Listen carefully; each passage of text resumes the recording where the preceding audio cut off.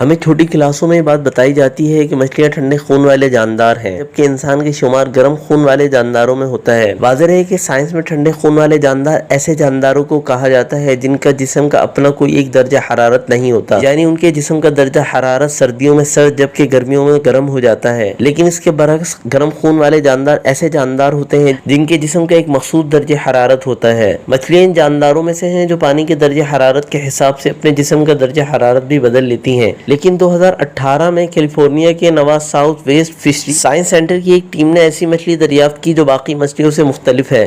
اس مچھلی کا نام اپا ہیامون فش ہے اور اس میں صلاحیت موجود ہے کہ اپنے جسم کو ایک مخصوص درجہ حرارت پر رکھ سکے۔ اس مچھلی کے جسم کا درجہ حرارت اپنے ماحول سے 5 ڈگری سینٹی گریڈ زیادہ رہتا ہے اور یہ پانی میں 500 میٹر کی گہرائی تک جا سکتی ہے۔ اس مچھلی کو اپنی صلاحیت کا فائدہ یہ ہوتا ہے کہ اپنے جسم کو گہرے پانی میں بھی گرم رکھ کر دوسرے مچھلیوں کے آسانی سے شکار کر سکتی ہے۔ آج کی ویڈیو بس یہیں تک۔ اگر ہماری ویڈیو پسند آئی تو پلیز ہمارے چینل کو لائک اور سبسکرائب کر دیجیے اور گھنٹی کے بٹن کو بھی دبا دیں تاکہ ہماری نیو آنے والی ویڈیوز کی اپڈیٹ آپ کو پہلے مل